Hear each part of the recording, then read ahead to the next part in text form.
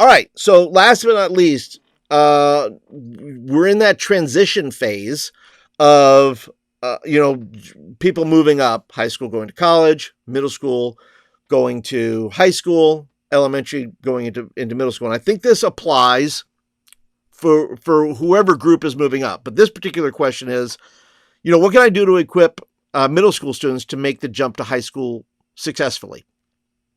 And I think there's several things here. So let me offer just a few ideas here. Number one, I think there has to be clear distinctions and expectations.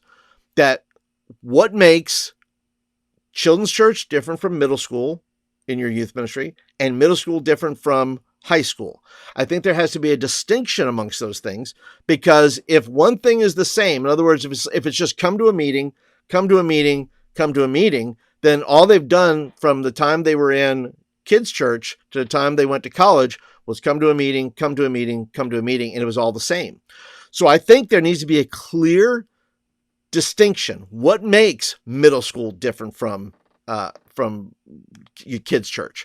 What makes high school different from middle school? And what makes your college group different from your high school group? So here's some thoughts I have in that. And I think not only does there need to be a difference, a clear difference that you can be able to share is and demonstrate and point out, is that there has to be different expectations. The expectations that you had in kids' church are one thing. The expectations that we have of you as a youth ministry or as leaders are different for you in middle school, as it is for your teachers, as it is for your own parents, probably, that the expectations are different. So why not go along with it and say, hey, we have different expectations here in middle school, and we have different expectations moving up to high school. So let me offer just a few ways to kind of roll that out. I would do, if you want to equip them, middle schoolers, to be successful, I would do like a one-day retreat where you can be able to talk with parents. This could be a family day where a parent comes with it. It can be done where it's just the students. But once again, just talking about parents, what a day you could have to have a parent come along on a Saturday morning, have a breakfast with a parent and a student who is coming into middle school, and doing this kind of one-day retreat or just a breakfast, whatever that may be, mom, dad, both, however you want to do it. And then you're going to tell them what are the differences between kids' church and middle school, and you don't have to run all the meetings unless you're the sole youth pastor and that's what you have to do. You could do those times, stagger those times, or you can put them all together. But yeah, if you have, you can, if you do the one-day retreat idea, well, then you're going to share with them what are the distinctions and what are the expectations. What is the difference? And then you're going to say, here's how we as a youth ministry are going to help you. Here's the resources we've provided. And then here is the resources we're providing to help your young person succeed, right? And so these are all the things that are available to you. I would say also you could have a video series of this, right? And it's not just the meeting. The meeting's good, but if they ever need to go back and review, or if you need to share it, I would update a yearly video if it changes, of course, but also, backgrounds, other things that you can do. Do a video series on expectations or leveling up or next level or whatever you want to call that. Call it something to give it a little bit of jazziness to it. And then you can be able to say, okay, here's the video series. Okay.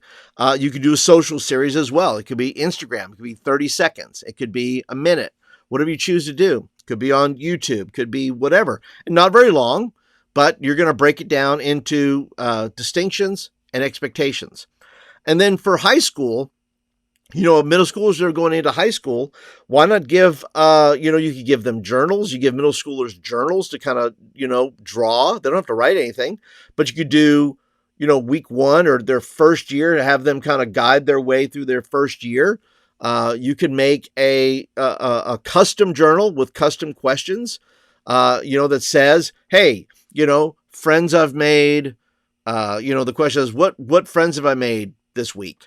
Or what am I learning? Not just from the messages, but what am I learning about being in middle school? What am I learning about, and asking these key questions to give your students an opportunity to write it down. It's not something you're checking on.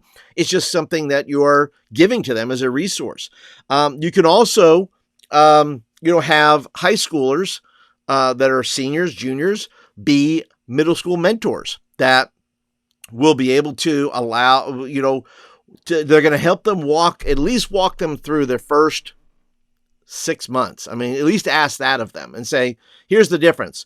Just like when you go to a college campus, there are either there's students there that are probably juniors that are, talking to parents that are doing the college tours and all that.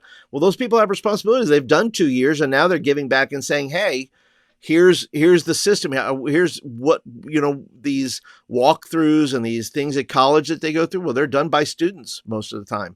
And so I don't understand why a high school student can't do that. You find the most mature one that you can, or the most mature ones that you can, and say, would you walk through these with this year, go over events with them, expectations, how to get the most out of high school group, where can I help you on your journey? And this becomes a really good discipleship type moment. And so, walking through the calendar with them, which you would do with parents as well. Once again, you got to have high schoolers kind of do that as well, just because, they're not, the middle schoolers aren't going to be as excited if you're telling them, or if their parents are telling them. They're going to be more excited if a high school student takes interest in them, guys with guys, girls with girls, and saying, hey, I want you to come along on this. I want to make sure you're going to be able to go, because I think that if you want to get the most out of being a part of this youth ministry and of your relationship with God, then these are the key things that you're going to want to be a part of. Another thing I would do is roles and responsibilities. In other words, give these kids a job. Give these middle school students something to do. And if you have to create something, then create something. Or if you have something made, say, okay, we have a council of some kind. Well, great. We're going to be choosing some of these students that are coming in to be on the council. We don't know which one they're going to be. We're going to talk with the high school students, talk to the council, and who needs to be on that. We also need help in video. We need help in taking the offering. Roles and responsibilities, right? Because if the worst thing you could do is tell a kid to come into here and just sit there and be quiet and do nothing and fold their hands. So having roles and responsibilities that are conducive to them, simple things they could do, that's one way you make the distinction. Is look here at this level, at middle school level, we're giving you roles and responsibilities. We're giving you these things that we're asking you to do. And if you make that a normal part, that's your culture. You're creating a culture here. Okay. Then what are opportunities, right? These are opportunities to create versus consume. If all you want to do is create consumers, well, then just tell them to sit there, shut up, and listen to what you're saying.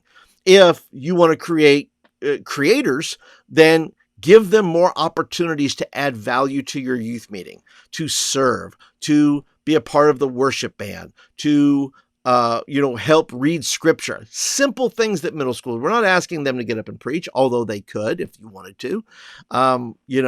There's lots of things that they can do. And if you're interested, I do have roles and responsibilities. I'm going to put a link down below there that if you want to see my whole list of roles and responsibilities that I think students can do, well, there'll be a link down there. Just subscribe to the newsletter and you can get that for yourself. And yeah, that's it. That's the deal. If you want to equip middle schoolers to make the jump to high school successfully, I think those are the keys. Clear and distinct expectations, having your high school participate in the journey with them, roles and responsibilities, and then creating more opportunities for them to add value to what is happening.